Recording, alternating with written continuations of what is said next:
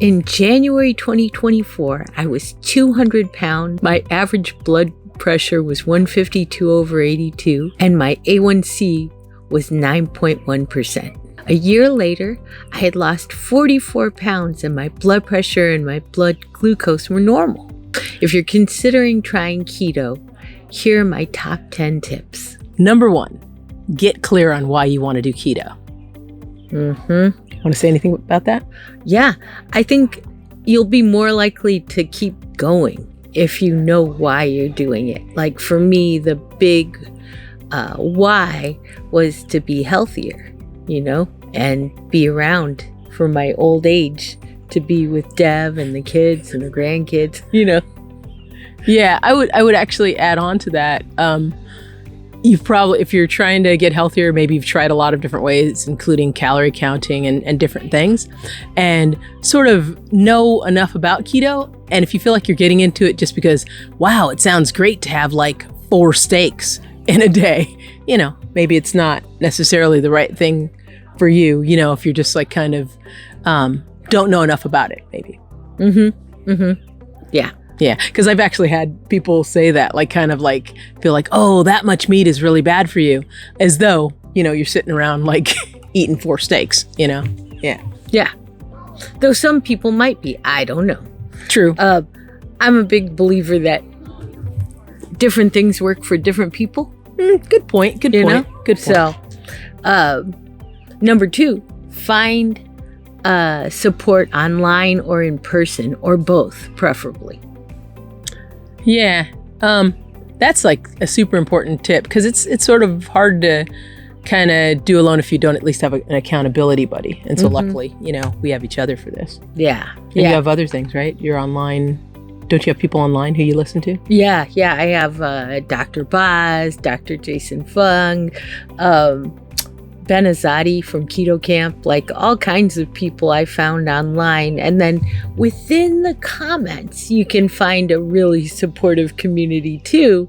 And maybe, hey, you decide that you have a lot you want to share with these people, and you form your own Facebook group or something, Yeah, good point. Number 3, don't tell anyone about keto. Why do you think that's an important tip? Well, what I said was, don't talk to anyone else except for your support group about keto until you've been doing it for at least 90 days. And the reason I said that was because, carb addiction is, really a big problem in this world. And so mostly what you're going to get when you explain what the keto diet is to people is a lot of discouragement. Right. A lot of people misunderstanding what you're trying to do. Like, with my point with the other one, like think that you're just, in it for a different reason. And then there's sort of all of the kind of culture around diet and information around, what we're supposed to eat. It's, different people have different ideas, right? And so they're going to maybe think that your idea is unhealthy. Like, for example, when Sue first started telling me about intermittent fasting, it's like my mind really went to kind of like, oh, but people, if they don't eat enough, aren't they going to be ill? Or, you don't want to starve yourself to lose weight, which is a misunderstanding of what keto is and what intermittent fasting is. And so, yeah, don't tell anybody, I would say, until, not necessarily your support group, but until you're sort of solid. You're really solid within, why you're doing it. You're having some success already, you have confidence in it yourself, and you're able to kind of, not let what they're saying get in your head. So at the beginning, for sure, don't tell anybody else, because they're just gonna, well, we've had experience with that. Like, well, come on, a little bit of bread's okay. Everything in moderation, all that. And also after 90 days, you'll have your own lived experience of eating keto, and you'll know that it's not going to kill you, and you'll probably have some pretty good results already. So what other people say won't matter as much. The next tip is to create a change plan. What do you have to say about this? Create a change plan. Do not decide after you watch this video, I'm going to try keto and then start. No, there needs to be a plan, because my experience has been is small incremental change is the best change, the most sustainable change. And there comes with it, keto, a lot of major changes in your body. So you don't want to do this on a Monday, when you are your busiest and like most stressed out. You want to really time it well, the transition, Yeah. Absolutely. And I mean, change plan. And also to, that gives you time to sort of educate yourself about what keto is and what keto isn't, and just really be solid in your footing so that you'll have success. That's like a good rule of thumb for anything. Just kind of don't on a whim get started on it, because chances are it may not be sustainable. Like you might even just start by changing the oils you're using in your cooking. Like you could just switch from inflammatory vegetable oils to like olive oil, coconut oil, butter, and let that be your first change, or maybe just start logging on an app like Carb Manager and see how many carbs you're consuming a day. Not try to change how many, just see how many you're eating on average. And then once you're comfortable with that process, you could start cutting by like 20%, right? And just do that until you're comfortable with that cut, and then cut another 20%. Don't hurt yourself. Don't go cold turkey. If carbs have been your mainstay in your diet for your entire life, consider a more gradual and gentle plan. Yeah, no, that's sound thinking. It reminds me of that joke, what's the easiest way to eat an elephant? Not a joke, but what's the easiest way to eat an elephant? One bite at a time. That sort of idea of scaffolding or breaking it up into smaller pieces that you try, and then once you have that solid, keep it moving. Exactly. I also, as I create a change plan, like to plan rewards for myself so that I feel motivated. Okay, after 2 weeks of consistently meeting this goal, I get to go have dinner with a friend, of course, a keto meal with a friend, but still, right. something that is going to make me feel good. Yeah, no, absolutely. And we did that as we were moving through. We were eating at that great place in Alameda that had great keto food. And it's just something to look forward to. You've been working really hard, on keto, and you're going to stay keto, but you're going to maybe have someone else cook the food. So, right. Yeah. And then number 5, buy glucose and ketone monitors if you're doing this for health reasons. So if you're trying to reverse diabetes, or you have really bad insulin resistance and you want to try keto, I think it's a lot easier if you have the equipment to measure your ketones and your glucose, Yeah. Even if you don't think you have issues, it might bring some things to light that you want to know. For example, I bought one. No, I didn't buy one. I was using her ketone meter, right? And I wasn't in ketosis, eating the same things that she was eating. So I found out that I did have a little bit of insulin resistance going on. And then, finally it sort of leveled out, and I was able to be eating the same things and stay into ketosis for the same amount of time. So it might sort of bring to light things. And then we actually figured out like, let's switch up things a little bit, maybe a little bit less red meat, maybe, more salmon, whatever. We kind of played with what we're eating a little bit. So you can actually find out what things are working better for you as far as staying in ketosis. Yeah, and it used to be that you had to have diabetes to get a continuous glucose monitor, but now those are available Costco over the counter. Yeah, at Costco they have some. I don't know if they have these newest ones you don't need a prescription for. There's a Stello and a Lingo. Anyway, Google those. Maybe one of those is at Costco. But I know the Lingo one's like $40. It's really reasonable. If you're able to get a prescription, we're able to get ours for $20. Yeah. And those are great because then you don't have to prick yourself every day, and you can like see all the subtleties that happen in your glucose, throughout the day. Like some things you wouldn't even think are going to spike your blood sugar will. Yeah, that's actually interesting too, because it sounds like, oh boy, you're really following these kind of maybe serious markers, but actually it sort of gamifies it. Like Sue's always like counting and writing down. It's time for me to write down, what my different levels in the different areas are. So it kind of makes it fun. Yeah. By sugar-free electrolyte and ox bile supplements. So sugar-free electrolytes, they're going to help you keep your electrolyte balance as you're getting used to keto, because as you produce ketones, you're also shedding a whole lot of water. And so with the water goes the salt, and it can be really uncomfortable. That's what causes what they call the keto flu. So especially at the beginning and even later, it's a good idea to have some electrolytes, but especially at the beginning, have some of those on hand.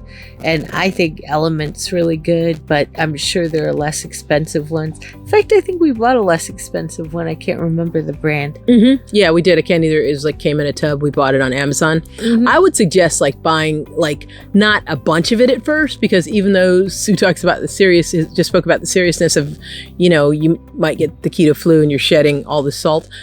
Some people don't find it very tasty. I'm one of those who don't find it very tasty. And I think if I'd been living alone and trying keto and had spent a bunch of money on a lot of it initially, it might just go to waste. Like, for example, we have some just sitting in the cupboard right now because we're not needing it as much because we've been keto for a while. But yeah, almost with everything that you buy that's keto, I would suggest just buying a bit of it at first, right? Mm-hmm. And then seeing if you like it, and maybe there's another way to sort of supplement. So about the ox bile? Yeah, and the ox bile supplements, I didn't learn about this till after I started keto, but it's to help you metabolize fat. If you've been on the standard American diet, you've been eating very low fat. And so your body's like, oh, what is all this? To suddenly be eating 75% of your calories in fat can be kind of a shock to your system and cause some discomfort. So I heard on Keto Camp to try ox bile supplements, and those are also available on Amazon. And it made a big difference at the beginning. Suddenly my body could handle all the fat I was putting in it. Yeah. Since we mentioned it a couple of times, Amazon, I want to make sure that all these things know that we're not being sponsored by them. Well, no. We'd love to be, but we're not being sponsored by them.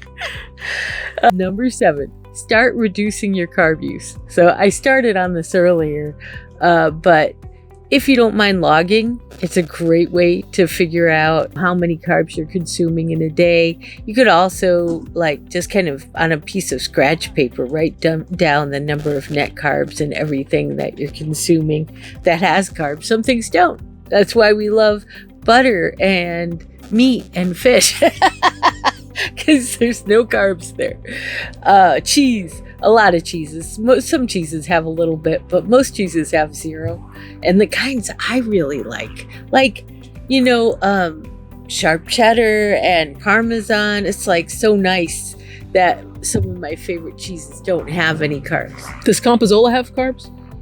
No. So yummy. Yeah. Any kind of aged gooey cheese, probably not. Nice. The next one is clear out all the carbage in your home. So I like that's cute the way you said carbage. Yeah, absolutely. I mean, if it's not in your house, this is such a good tip. It's not in your house, it's not going to tempt you, right? And you might get into you don't want to waste food. I mean, give it away. And there are plenty of food pantries out there that will take your shelf stable food. And you probably have friends that aren't keto that would be happy to take a box of pasta off your hands, Absolutely. And it's just important to not have any of that in your house at the beginning. And personally, I don't want it in my house now, even after all the time we've been, 18 months now, sugar-free and consistently keto.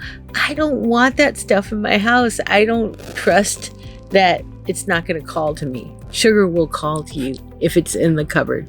Don't let it live there. Yeah. Actually, I want to say a little bit about something more about getting the carbage out of your home.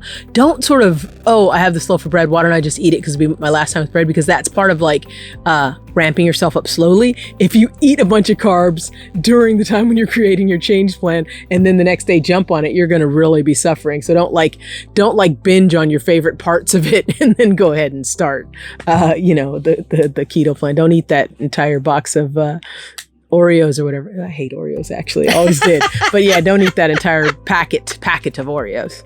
Yeah, and that doesn't really go with the whole gradual change either. But some people might do that rather than like throw away maybe this thing they just bought. They're going to kind of eat it. Yeah, and they're creating the change plan and they're still going to start tomorrow, but they've been, kind of going to town on something, Yeah. So. Yeah, and you can do that if you need to, but it's going to hurt. It's going to hurt bad. It's going to hurt. And I suggest if you're going to clear out the carbage in your kitchen, you might want a support person, to be there with you to, number one, keep you honest so that you're not holding on to some cookies in the back of the cupboard or something. And also to just kind of witness what you're doing, because it's hard. It's hard to throw away your favorite food or give away your favorite food. Yeah, I think actually it wasn't like discussed, but I think we hung on to some rice in the cupboard because we had sort of just bought it and it was like kind of a full bag of rice. And we're not eating rice right now, but let's hang on to the rice just in case we hung on. Well, because I was still like, on the holidays, we might have rice. Carbs, right, yeah. But we still kept it in the cupboard for a while until we gave it to a friend after we'd cleaned out all the other garbage. Oh, yeah, and we actually had, we're telling you, cleared it all out. Yeah, it was like kind of on a high cupboard that we couldn't get there.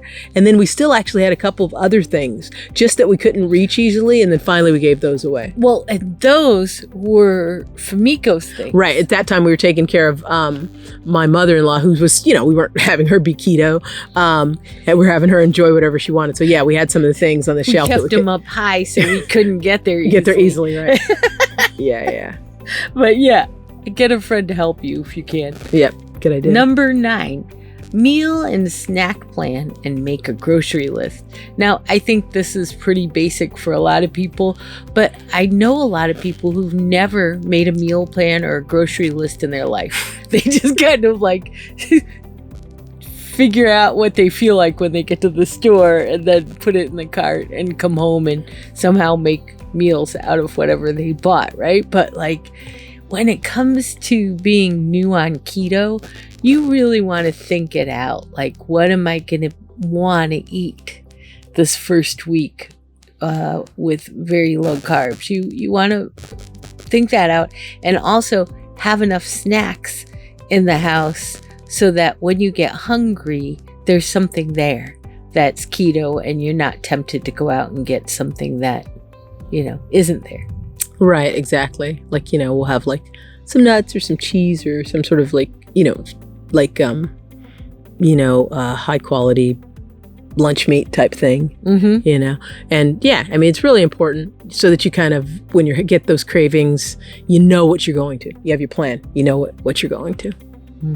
Yeah. The next one is shop for at least 1 week. So yeah, you want enough things in the house so that you're not like kind of heading out to the store earlier than you meant to be, and you just kind of don't have it together enough to really be able to get the things that you need to stay on keto. So yeah.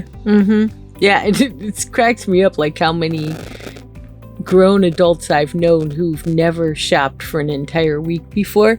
But I think it's essential when you're starting on a new diet to have everything you need for the first week, so you're not having to go out and grab this or grab that, because guess what else is at the store? All the carbs. They're all there.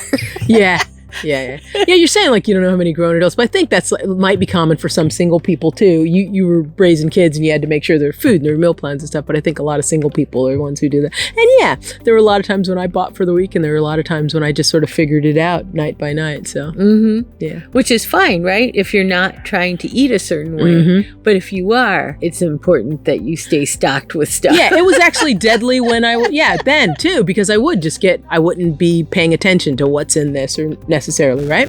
And often it was like at Trader Joe's, whatever they were sampling, I was like, I'll get that, because that's yummy, and you don't know what's in that stuff. You don't have a plan. So have a plan. Have a plan. Yeah. And best of luck to you. And Absolutely. if you don't have a support circle for your keto journey, consider joining the Keto Support Squad that we started on Facebook. You'll find free help and support there. Absolutely. All right. Bye-bye. Bye.